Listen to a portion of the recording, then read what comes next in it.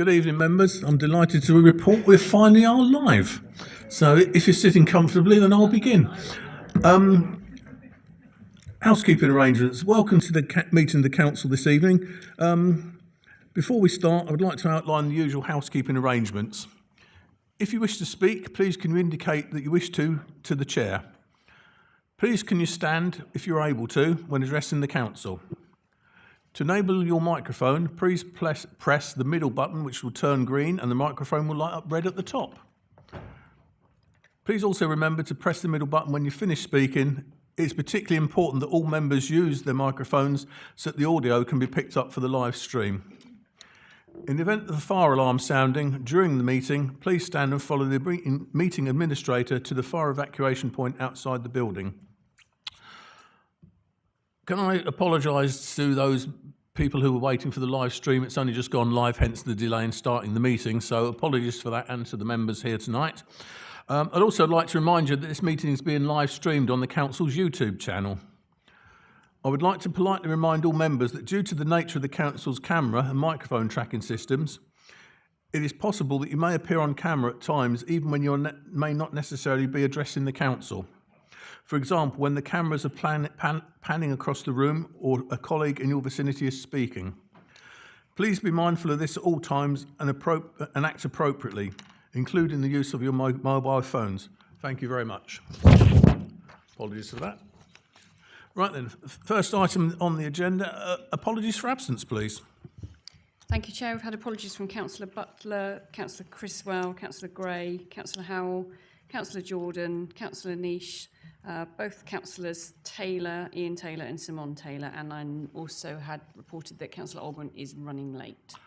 Thank you very much. Okay. Thought for the day. Will members please stay seated for a prayer to be offered by Father Philip Shrane of St Michael's Catholic Church in Huntingdon. Over to you, Father.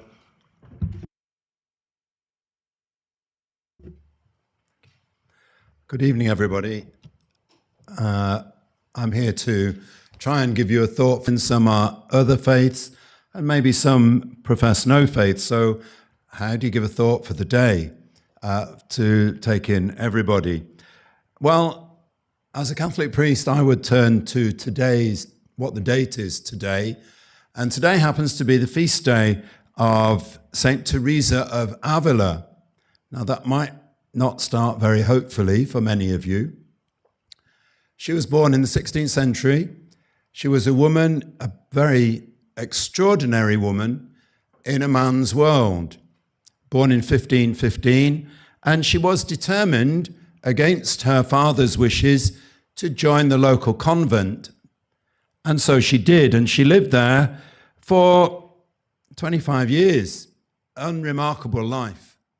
And then she had a conversion experience and came to understand that she was being challenged by God to reform her order and to make it an order that was very strict observance. So an order of silence, of prayer, of poverty, of dedication to God through prayer. Now, for some of the sisters, that didn't go down very well, as you might imagine. That's a completely different calling to what some of them had. But that was her life and her work, and that's what she did. So she was very active and yet contemplative. She was always traveling and yet able to be prayerful. She had many experiences in prayer, and her writings are classics of the spiritual life, still in print today, 400 years later. So what does she do to help us? Well, her great saying was that God has no hands but yours, and God has no voice but yours. And that led many Christian people to devote their lives to God through the service of mankind.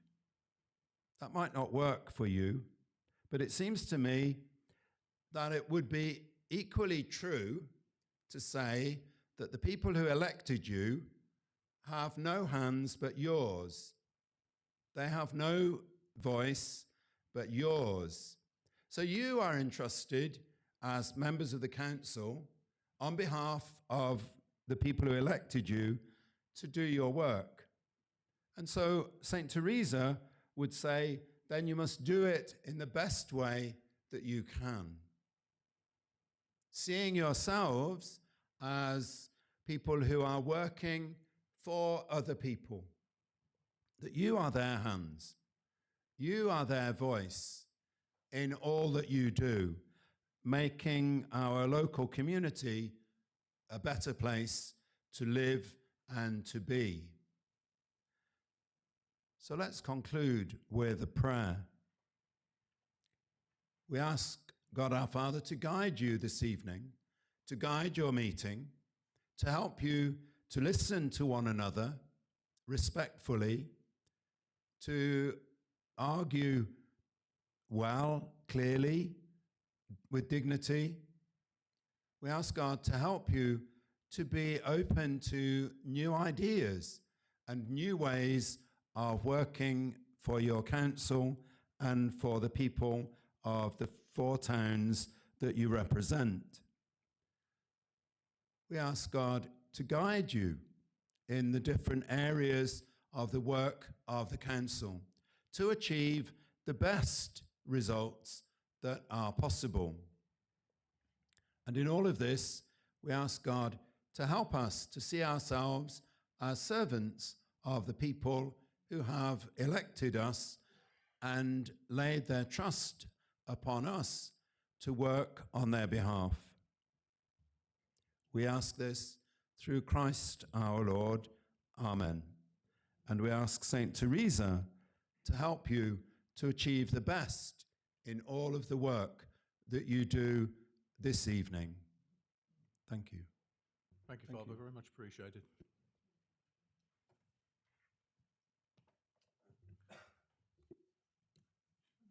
Okay, members, next up is, if you can turn to item 2 on your agenda, minutes. Is everyone agreed that I sign the minutes of the meeting of the council held on the 16th of July of this year to be a correct record? Aye. Oh, Councillor Chapman, how lovely to see you. Thank you, Chair. Just a quick one on page 23, second paragraph. I did mention someone at the last meeting who was the Chief Justiciar of all England and architect of the Norman Conquest, but he never actually, his name was Richard Fitzgilbert. He never got the nickname of Rockhard Fitzgilbert. Thank you. Sharing that one, we'll get it amended, thank you. Other than that, everyone content? Okay. Sign a copy?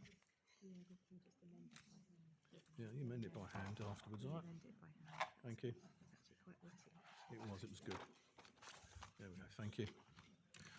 Right then, item 3, following on from that. Item 3, members' interests. Are there any interests that members would like to declare in relation to any item on the agenda this evening? No, that's tremendous. Thank you very much. Item number 4, the Chair and Vice Chair's engagements and announcements. May I take this opportunity to draw members' attention to the departure of Suzanne Jones, the Corporate Director for Finance and Resources and the Section 151 Officer. I'm sure members will join me in thanking Suzanne for her hard work and dedication to the role in her time with Huntingdonshire and wish her all the best for her future endeavours. Thank you. Okay. Councillor Conboy. Chair, if you'll forgive me also for not standing because I've got very sore knees today, just to say on behalf of all of us, thank you very much for your hard work. I know the Chair said it, but there is a real thanks from across the room. Thank you.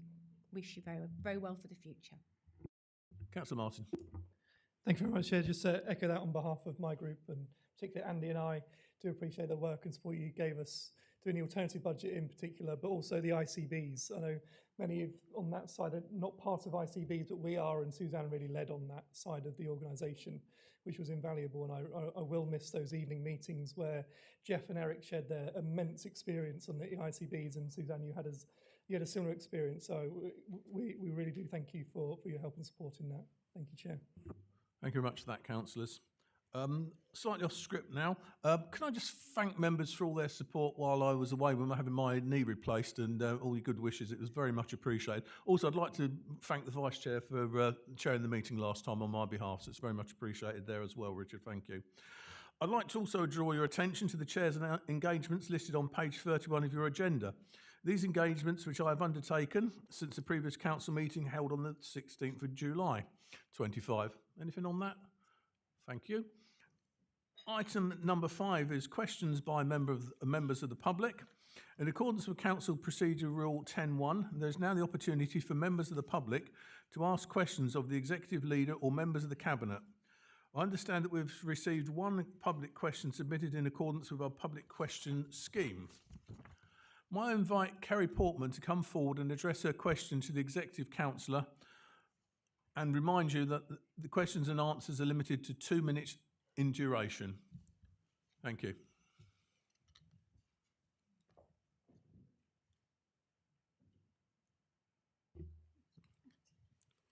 Thank you.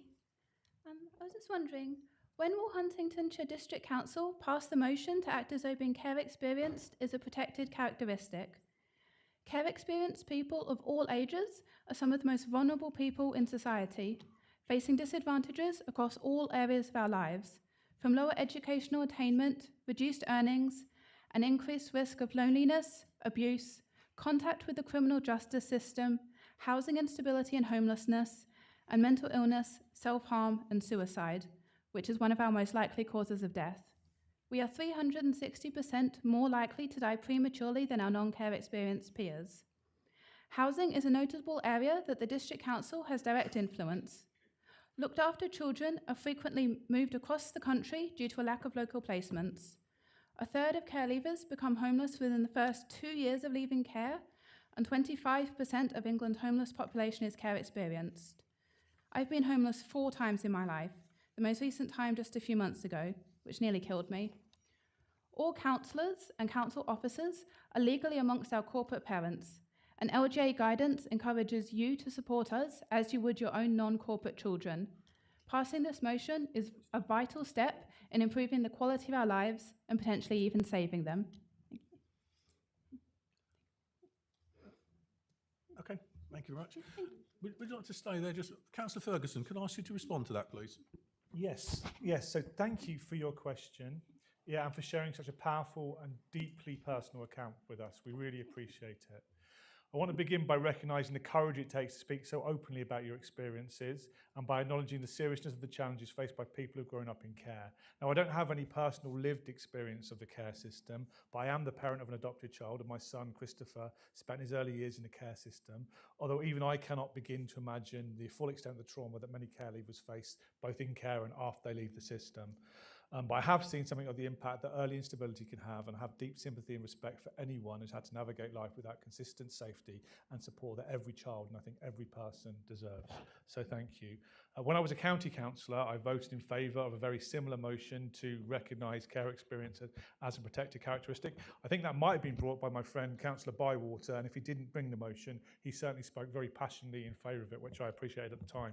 I did that because I believe that those who have been in care deserve recognition, opportunity and protection, and that's our duty as corporate parents to support them just as we would our own children, like you said. In Huntingdonshire, we already take this responsibility very seriously. Our housing services team gives care leavers aged 18 to 20 automatic priority status for accommodation, and provides personalised housing plans, and works closely with children's services to ensure that support is properly joined up. And for those over 21, we continue to assess vulnerability linked to the care history so that it remains available when it's needed throughout their lifetime. These actions sit within a broader suite of legal legislation, including Homelessness Reduction Act 2017, the Children's Act 1989, the Children Leaving Care Act 2000, the Children's Social Work Act 2017, which together establish enhanced duties and protections to safeguard the housing needs of care experienced people and support their journey towards independence. So it's something we take very seriously, and especially our residents advice and information team provides hands-on, person-centred support, helping residents with essentials such as food, energy, clothing, as well as employment benefits and housing. And that team always asks when somebody contacts them if there are care leavers so they can link them up to the right services and entitlements. So I really appreciate your call for us to recognise care experience people as people with care experience as a protected characteristic. I'd note that our neighbours in South Cambridgeshire, Cambridge City and Peterborough, as well as the County Council, have already taken this step. So it's something I absolutely support, and I think this council should do. My only slight concern as we're coming to the end of this administration, and it's such an important thing, I think we need to do a proper job of it, is easy to have these motions and just give them lip service, but we have to work throughout the whole organisation. So if we don't manage to do it before this administration, if I'm elected again, in the likely event I'm elected again as a councillor, I will bring your motion, and if I'm not, and I'm sure one of my colleagues from across the chamber will bring this motion because I think it's really important if we don't get it done before the end of this administration, because I think it's going to require us to design a policy framework, integrate into our systems, deliver staff training, and ensure that it's impacting with the evidence in practice across the whole organisation. So I think we all appreciate it's a really, really good question. It's something that we need to do. It's a question of when we do it, and I think it should be done, certainly in the next year or two. Yeah. So Kerry, thank you for bringing this to us, for sharing your experience with such honesty, and reminding us all of our shared responsibility as councillors and as corporate parents to care for every young person in our community as though they were our own. I think, can we give Kerry a round of applause? No, it's not, because she's pretty...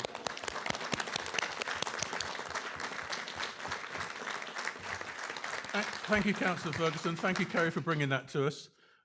Just reminds me of one quick thing. I know at least one member of this chamber actively supports care leavers and has been a mentor in the past. So you're pushing on an open door to a degree, and that's from different sides of the chambers, which is really useful to know. So thank you very much for that.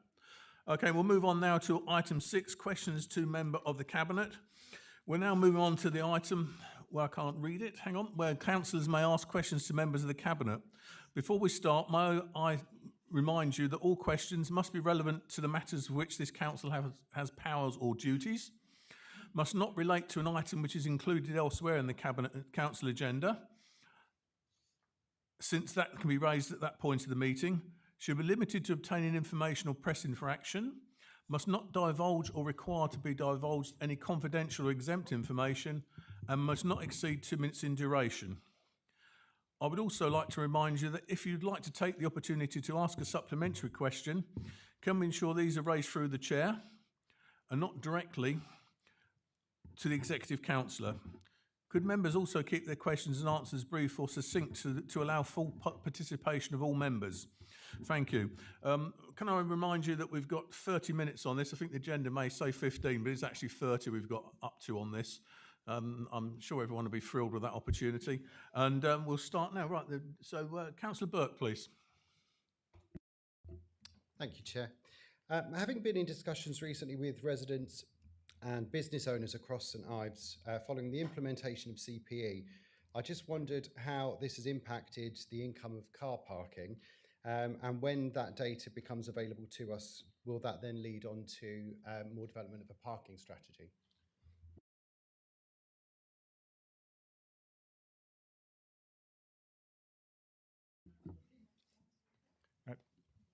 That feels a little bit like it will come to me then.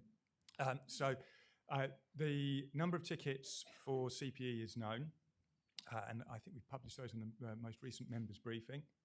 Excuse me. We don't yet have the data for the finance side of things, however. The Q2 figures are being compiled. They're due to complete at the end of this week, and to be able to comment on those, it's obviously not possible without the data in front of me. That data will feed into the car park strategy, but it's not a key part of the parking strategy. So the discussions have started around that strategy, and it is planned to commence, it's planned to complete in early spring, such that we'd be able to publish the strategy to members at that point. And apologies for the slight croakiness. I'm still suffering a little. Have you got a supplementary on that? Are you happy with that response? Okay, thank you. Next one we've got is Councillor Jennings, I believe. Thank you, Chair. My question is for Councillor Wakeford. I welcome the announcement, the recent announcement of the Future Market Traders programme, which gives financial support to new market traders in the district, along with mentoring and some business planning advice. I wonder if I might ask, or take this opportunity to ask the question whether there's any update that you are able to give us following the very helpful responses from officers a couple of months ago about whether we are yet in a position to accept or to take more control in the running of St Neots Market, which would involve or include also the taking on of new market traders to that market.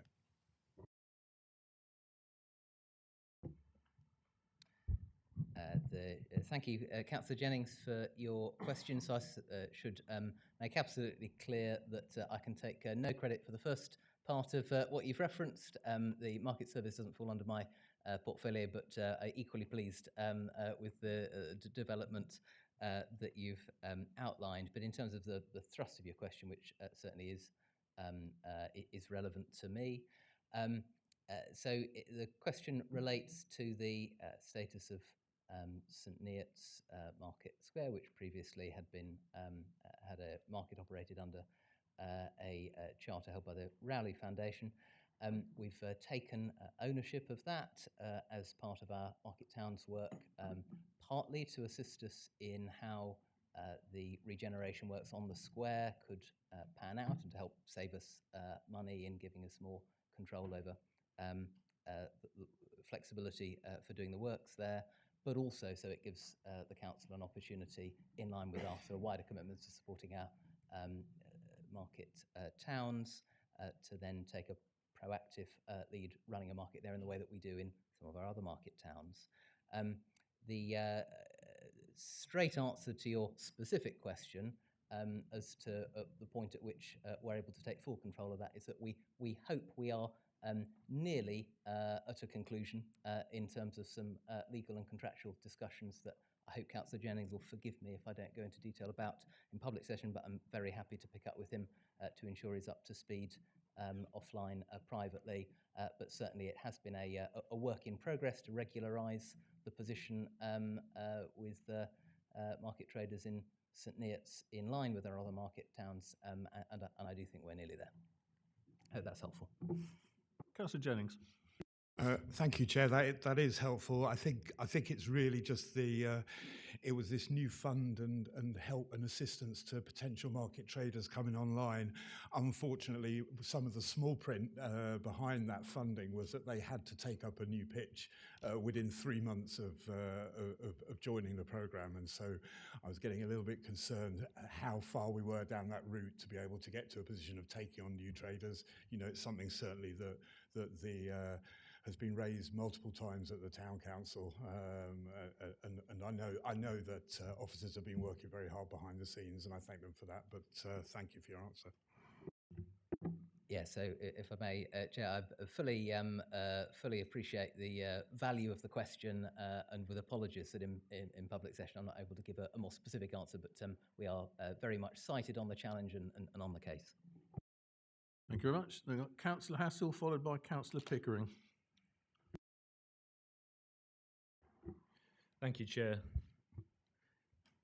This question is for Councillor Conboy, the leader of the council. So, following the successful multi-agency water management meeting in July, and I'd just like to thank officers for organising that at Burgess Hall. I'd like to ask what further steps the council will take to maintain momentum, particularly in coordinating with Anglia Water, the Environment Agency and the County Council to provide a harmonised response to flood and sewage discharge prevention.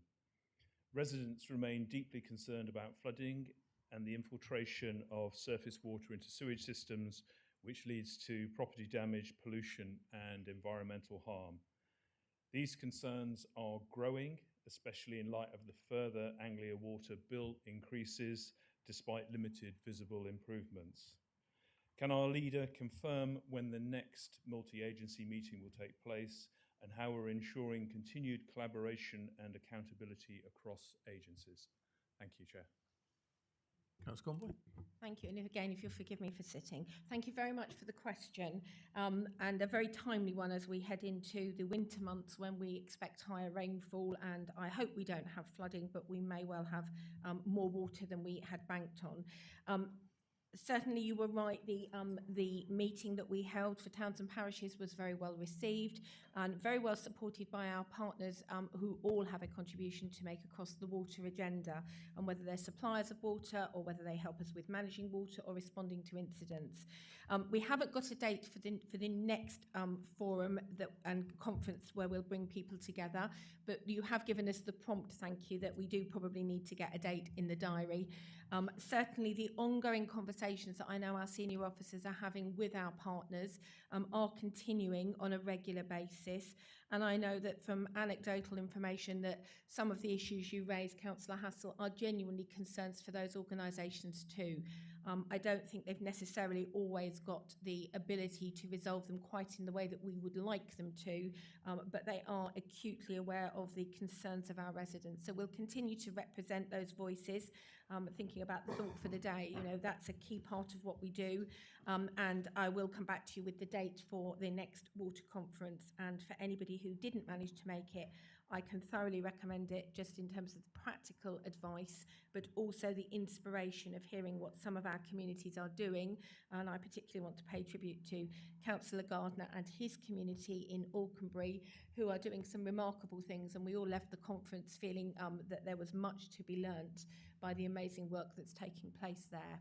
So thank you very much, Councillor Hassel, and we'll come back to you with that date. Yes, having just come back, just to emphasise for officers the piece, and I think we've moved forward with all the flood groups, and you know, particularly Charles Dalywater of Alconbury has really led the charge, but there are lots of other flood groups who are doing really fantastic stuff, and they're very well prepared and in much better state than they were before. I think the gap, and this is the most important thing, is a coordinated response from all of the agencies. So, for example, getting county to county, and to a certain extent ourselves, to clear out conduits, ditches and things like that, and work together so that water is not held back and then it doesn't get into the sewage systems. But I shall be quiet and thank you for the response. Thank you.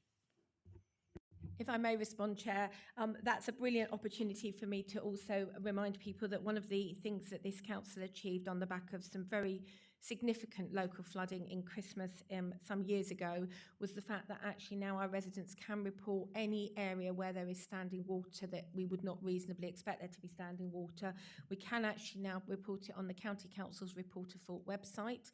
That's just been updated. So actually, if you do put a report about a drain or a ditch or a puddle that doesn't seem to drain but you think it reasonably should, actually you can now track those responses. That helps our partner organisations to manage, but actually all of the councillors in this room, I know you play an active part in your communities and encouraging people to make those reports. If you could continue to do those, please, over the coming weeks, that will certainly help our partner agencies identify where they can be on the ground and making some of those reparations early enough that hopefully we do not have excess water that we really don't want in all of the wrong places. Thank you. Thank you very much. We've now got Councillor Pickering, followed by Councillor Martin. Thank you, Chair. My question is to Councillor Kerr. Residents of Loves Farm in my ward in St Neots are facing another winter where important access footpaths become impassable due to standing water after rainfall. And even at the best of times, wheelchair users and parents with pushchairs are no longer able to use many of the sections of these routes due to their poor state of maintenance.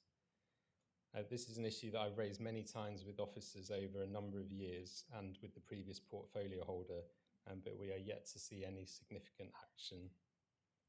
I acknowledge that some repairs did take place last year, but these were poorly implemented and have had little long-term impact. Now, some spending was promised in last year's budget, but we have yet to see anything come from this. So can I please ask the portfolio holder for an update and about what commitments can be made to enable these important routes in our community to be enjoyed by everyone? Thank you. Thank you, Councillor Pickering. I'm still waiting to hear back from officers concerning this, but I am chasing it up and I will get some answers for you and get them back to you. Thank you. Supplementary, you're happy? Thank you very much. Okay then, Councillor Martin, followed by Councillor Hunt. Over to you. Thank you very much, Chair. I'm sure it won't come as a surprise, the question I'm about to ask, considering the exchange that the Deputy Leader and I had last week at ONS. I was suggested to raise the question at Council with the Executive Councillor for Finance.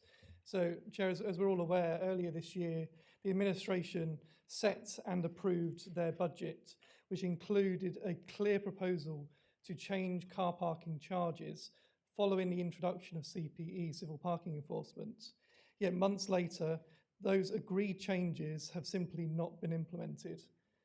May you all remember, as I'm sure you will, Chair, at the same time, we on this side put forward a sensible and business-friendly alternative to do 1 hour's free parking in all of our car parks, which will support local shops and encourage footfall.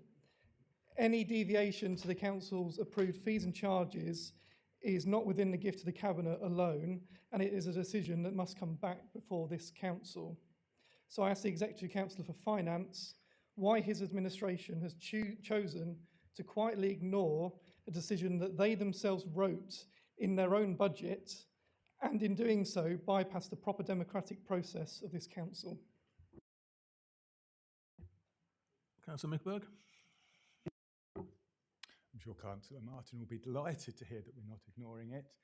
As mentioned earlier, the Q2 finance figures haven't come through yet, and therefore, as I tend to be someone who likes to make a decision based on data rather than gut instinct or intuition, we will take a look at those numbers and then make a decision on what it is that we are going to do next.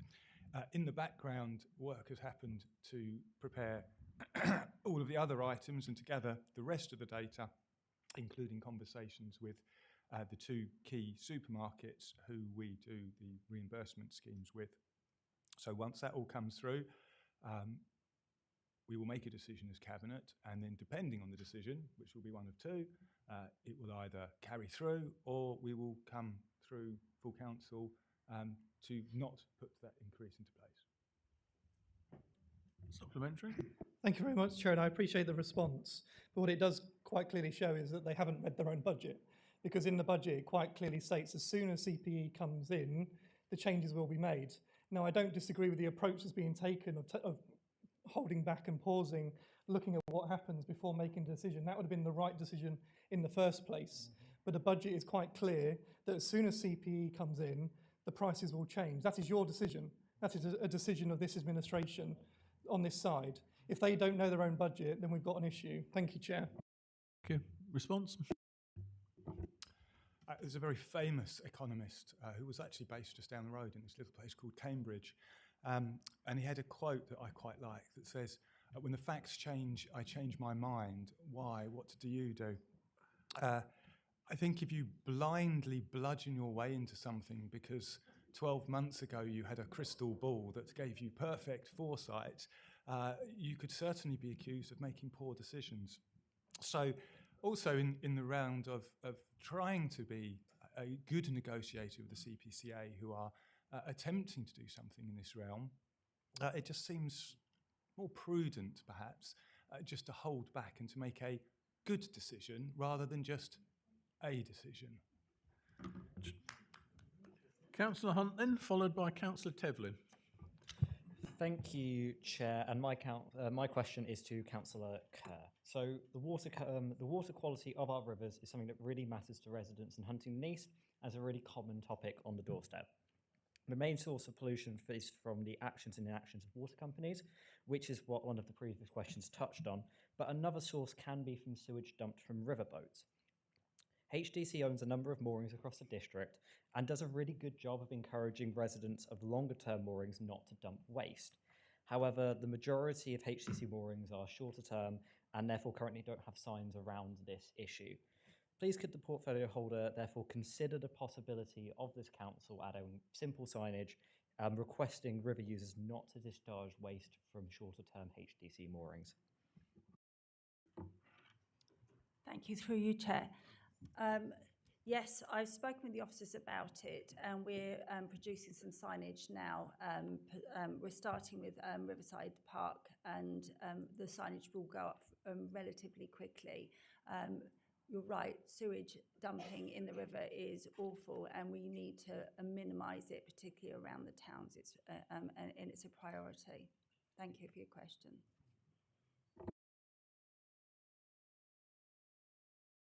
Help if I press the right button, wouldn't it? Thank you, councillors. So we've got Councillor Tevlin and then Councillor Blackwell, and the last two I've got down. So Councillor Tevlin. Thank you, Chair. This is to Councillor Sanderson. Could you please give an update on the planning? Planning stats at the moment, and also an update of where we are in terms of the local plan, especially given the timescale of the administration. And Councillor Sanderson. Thank you, Chair, and thank you, Councillor Tevlin, for the question. So I'll just run through the stats briefly and then come to the second part of your question. So on major applications, this is a 16-week target. 95% of those have been met against a target of 82%. The miners, as in small, not mine workers, of course, 90.57 against a target of 82. And householders were up to 97% against a target of 87%. We have 43 backlog cases. And just to add to that, the application number for officers remain consistent. And it should be noted that the numbers, when compared to other years, are actually a little bit lower, but the workload levels for each officer reflects some unfortunate absences from the office. And in line with the peer review, several individual contractors have been drafted into the team, which will start to relieve some of the number of cases for those permanent members of staff. In terms of local plan, there will be a special cabinet meeting next week, which will look at the preferred options, draft to 2046, and the sustainability appraisal. If approved, we'll start a 6-week consultation from the 5th of November. And that'll look at the final stages of the plan, the non-statutory engaging on the preparation of the local plan. We'll publish both this and the sustainability appraisal together so people can see it. And if I could just say a word, Chair, for people on LPAG, who I hope I've remembered everybody yourself, Councillors Goulson, Niche, Butler, Gledo, and myself, although to be honest, I think the members I mentioned, other than myself, have worked extremely hard on this, made it very cross-party, and along with incredible hard work from our officers, I think we're in a very good place with our local plan preparation. Thank you. And Councillor Hassel as well. I do apologise, Martin. Councillor Hassel. Supplemental on that? Are you happy, Councillor Tevlin? Happy? Thank you very much. So we come to Councillor Blackwell then, please. Thank you, Chair. My question is to Councillor Harvey. May I request an update on the progress, please, of the Constitution Review Working Group? Thank you. Thank you. Through you, Chair. The group met back in June, and then we took a couple of months off to allow for our new monitoring officer, Anita, to bed into the organisation and to get to grips with the Constitution, because that rightly falls under her role. The group then met again on the 4th of September, where we discussed council procedures and allowing for substitutes in quite some depth, actually, and hoping that this comes before the Corporate Governance Committee in the very near future. Thank you. Supplemental, are you happy with that? I'm very happy, thank you. Thank you. Thank you very much. Okay then, members, no other questions. We'll move on to item 7, which is the annual report of the Corporate Governance Committee. The annual report of the Corporate Governance Committee has been published as a supplemental to the agenda. May I invite the Chair of the Corporate Governance Committee, Councillor Burke, to present the item, and I would be grateful if you would update us verbally on the deliberations of the committee at the meeting on the 24th of September on this item. Thank you, Councillor. Okay. Yes, if you would, please.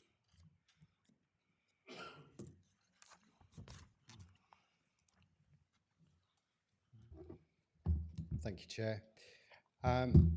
Okay, so as you've just heard, the Corporate Governance Committee met on the 24th of September, where we considered the content of the annual report.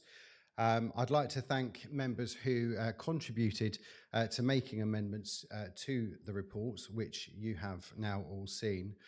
As part of this, I'd also like to draw your attention to the key issues that we've focused on within the 12-month period. Obviously, as you will all be aware, we've had to factor in LGR. This will continue very clearly to feature on our agendas in the coming months.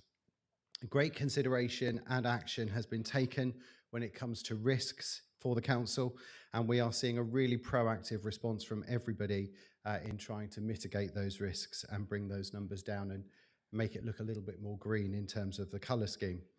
So I'm not going to spend too long talking about the report. You have the report in front of you, but I do just want to say thanks again to all of the councillors within the committee for their commitment and support and their contributions in compiling the report that you have. Also to officers for their guidance and support, and including in that RSM, our colleagues that we've been working with, Ernst & Young as well, for their support over the last year. Thank you very much. Thank you, Councillor Burke. The recommendation invites the Council to receive the Corporate Governance Committee's annual report for 24-25. May I have a proposer for that, please? And do we have a seconder? Councillor Hodgson-Jones, thank you very much. Are there any dissenters on this? Is everyone in favour of receiving the report? That's great. Thank you very much, members. Item 8 now is the adoption of the Great Staunton Neighbourhood Plan. Following the Great Staunton Neighbourhood Plan referendum held on the Thursday, the 4th of September 2025, may I invite the Deputy Leader and Executive Councillor for Planning to present the report by the Chief Planning Officer. Please turn to page 33 of your agenda. Councillor Henderson, will you please introduce this item and propose the recommendation contained within the report? Thank you. Thank you, Chair. I don't have too much to say about this really, because all the hard work has been done by people of Great Staunton and particularly the Parish Council. I know they had a very low turnout for their referendum, but nonetheless it was approved by a very substantial margin. We're getting through quite a few of these, so I'd encourage other towns and parishes who haven't done a neighbourhood plan to do so. And as I said, I think Great Staunton have managed this process extremely well. Thank you.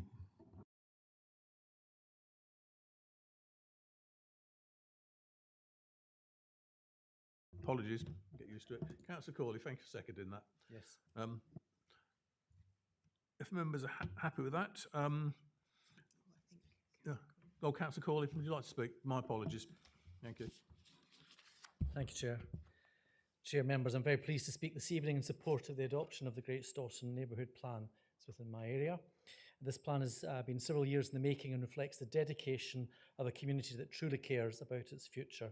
The Parish Council, supported by residents and local groups, have worked tirelessly through surveys, workshops and consultations to produce a plan that is both ambitious and realistic. At its heart, the plan protects what makes Great Staunton special: its rural charm, heritage and strong community spirit, while embracing carefully managed growth. It provides for around 30 new homes to 2036, with a real focus on affordability and smaller properties, so that young families can stay in the village and older residents can downsize without leaving their community.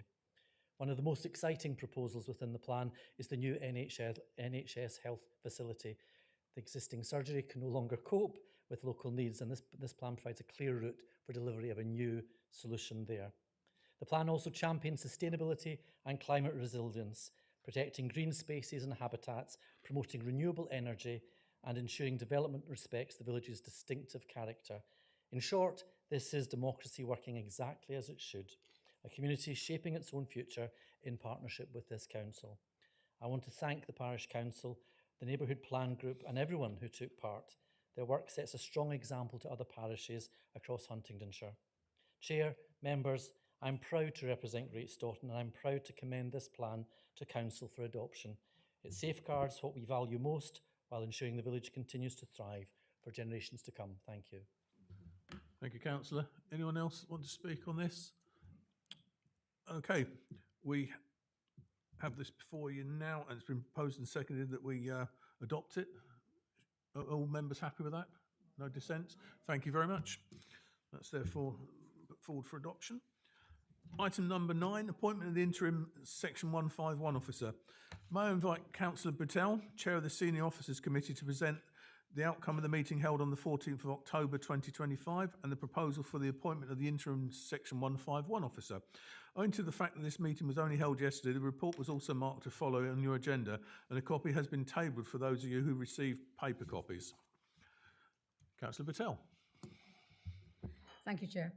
You have the report in front of you, and following the announcement of the departure of the current Section 151 officer and Corporate Director for Finance Resources, it is essential that arrangements are in place for the Council to have one of its officers designated as this key statutory officer role. Senior Officers Committee met yesterday and recommended that Lydia Morrison be appointed as the Council's Section 151 officer on an interim basis until the formal appointment of a permanent officer is in post. As Chair of the Senior Officers Committee, I'm content to move the recommendation as set out in the report. Thank you very much. Do we have a seconder for that, please? Councillor Conboy. Okay. Open up for debate. Is there anything anyone would like to say on this one? That's fine. We'll go to the vote then. Show of hands and the outcome. Are we all content to adopt that, please? Thank you. It's therefore approved. Item 10, representation of political groups on district council committees and panels. Members turning to the supplemental published since the agenda was published, you will have before you a report by the Elections and Democratic Services Manager setting out the proportionality that must be applied to the allocation of seats on the Council's committees and panels, following a change in the constitution of political groups and proposals to establish a new LGR Overview and Scrutiny Joint Group. May I invite the Monitoring Officer to please introduce the report? Thank you. Thank you, Chair. Following the change in the political makeup of the Chamber, officers have undertaken a review of political proportionality, and that is set out in Appendix A. Group leaders have indicated their wish to waive these arrangements and instead adopt alternative arrangements, in line with the constitutional provision which looks to ensure that every councillor has a seat on a committee. The proposed alternative arrangements are set out in Appendix B. For clarity, group leaders have unanimously agreed that the Liberal Democrat group will offer their seat on the Employment Committee to the Green councillor, and the Conservative group have indicated that they will offer their Development Management Committee seat to the other independent councillor. Now, to approve these alternative arrangements as set out in Appendix B, Council must agree them without any member voting against. If Appendix B is agreed without any member voting against, it will take effect. However, if not, Council will then be asked to vote on Appendix A. Council will note that Appendix A would mean that the two non-group aligned independent councillors would not get a seat on a committee. This report also proposes the establishment of a local government reorganisation overview and scrutiny joint group, and it is proposed that this meeting would take place on the 12th of November 2025, prior to the extraordinary council meeting for LGR scheduled on the 19th of November. The 19th of November 2025, with the extraordinary cabinet meeting scheduled for the 24th of November. Thank you, Chair. Thank you very much for that. Do we have someone who's prepared to propose that recommendation, please? Councillor Conboy, and a seconder. Councillor Harvey was up quite quick on that. So we have before you to seek for waiving the political balance requirements under B and to approve unanimously to determine the allocation under Appendix B. As you may have heard the Monitoring Officer say, we have to have a unanimous vote on that. So we'll have to have a show of hands on it if we could, please. All those in favour of that, please? I better put my hand up, haven't I? Thank you very much. Yeah. Anyone against? That's everyone. Thank you very much. And that's therefore adopted. So we then move on to the recommendation for establishing the new Overview and Scrutiny Joint Group. And we'll look for proposer and seconder for that, please. Again, Councillor Conboy and Councillor Hunt, I think, on this one. Everyone content on that one as well, please? Okay. Agreed. Thank you much. So that's therefore agreed, and that will get picked up after the next meeting to sort out the members. Yes, please, if you would, please, Lisa. through you, Chair, just to confirm the membership that I've been notified of from group leaders. So the joint group will comprise 6 members from the Performance and Growth panel and 6 members from the Environment, Communities and Partnership panel. They are Councillors Gardner, Jennings, Catmer, Chapman, Pickering and Gledo, and Alban, Bywater, Hunt, Terry, Hassel and Cadware. Thank you very much. So we know what we're doing on that one now. Then to move on to the next items, that will come back after then. Membership committees and panels. May I ask the group leaders to report any variations to the membership of the committees and panels if necessary? Thank you. Chair, if I may, I was going to defer to the Deputy Monitoring Officer. Thank you.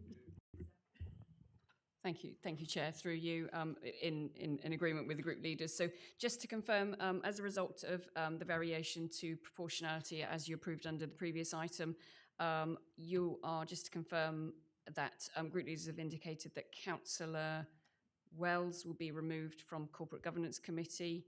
Councillor Chapman is joining Corporate Governance Committee. Councillor, obviously we've agreed to the waiving proportionality, so you've got Councillor Davenport Ray joining Employment Committee, so that's losing one. And Councillor Gardner is being removed from licensing, and Councillor Tevlin is joining licensing. I think that concludes it. That's it. Thank you very much. Okay, so that's been reported. Item number 12 then is Cambridgeshire and Peterborough. I'm getting this wrong tonight. I'm galloping. Sorry, through you, Chair, just to confirm, I reported Councillor Davenport Ray, and it was also Councillor Brereton is the Conservatives are giving up their seat on DMC, Development Management Committee, to Roger Brereton. So apologies. That's fine. Apologies for galloping in there. So we'll head for item 12 again. There's nothing like doing it twice. Cambridgeshire and Peterborough combined authority questions. That leads us on to the standing item, which provides an opportunity for district council members to ask questions on Cambridgeshire and Peterborough combined authority issues. The reports of their meeting are summarised on pages 121 to 140 of the agenda. Are there any questions? Councillor Hunt. Thank you, Chair, and I'd like to ask a question to this council's representative to the Transport Committee of the CPCA. So cuts to the Tiger Pass's usability and eligibility have been floated by the Mayor of Cambridgeshire and Peterborough. I'm really pleased that following a question I asked at a board meeting a couple of months ago, the Mayor's committed to consulting young people ahead of any decision being made, and I'm really pleased that that consultation has gone live over the past couple of days. But I'm generally quite concerned that there is a risk that any cuts to the Tiger Pass will have an impact on the young people across Huntingdonshire and a really detrimental impact there. So can I ask Councillor Wakeford, will he, as our representative to the Transport Committee, confirm that him and other representatives to the CPCA will stand up for the future of the Tiger Pass and ensure that young people's voices are heard during any decision-making process? Councillor Wakeford. Thank you for the question, Councillor Hunt. The short answer is yes. But as members of this chamber know, I am capable of giving longer answers as well. Thank you, charming. I think it's fair to say there is a broad political consensus that the Tiger Pass has been enormously valuable. I think there is a broad but not complete consensus, if I can put it like that, that part of its value lies in its breadth of coverage. It's not discriminating in terms of the purpose of a journey, purpose of a reason for a journey that a user might need to make.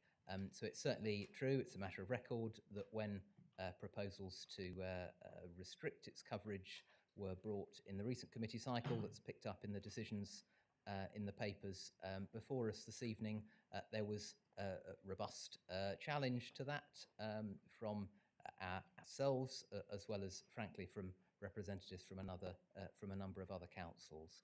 And so what we were able to secure was agreement that a workshop would take place to identify options around the future of the Tiger Path. That did actually take place, as coincidence would have it, this morning. And I think it's fair to say there's probably some more work to do. So we're expecting proposals to come to the November meeting cycle.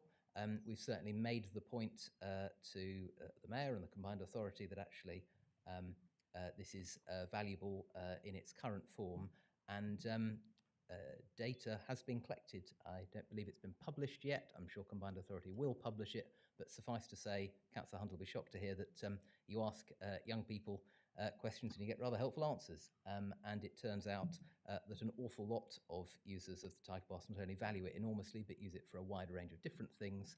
And the vast majority of them report that they in fact use buses more as a result of the pass, which contributes to sustainability of the bus network, which contributes to our broader objectives around ensuring we've got public transport coverage around the district. So back to my first answer, we are robustly defending the principle and are looking forward to constructive resolution in November. Thank you very much. Any other questions for anybody on this? Well, their answer will declare that one as a finish. Item 13, outcomes to committees and panels. Now's the opportunity for members to raise any issues or ask any questions arising from any recent meeting of the Council's committees and panels. Are there any other questions to the recent meetings? The same rules apply in terms of the questions as stated previously. Well, that was quick. Thank you very much. That's that one done. Thank you for that. We now come to the end of the meeting, end of our agenda this evening. May I remind you all of the extraordinary meeting taking place next month on the 19th on local government reorganisation. I'm sure none of us would wish to miss that one. Can I thank you all? Can I thank you all for your attendance tonight and your contributions? Very much appreciated. So I declare the meeting closed. Thank you very much.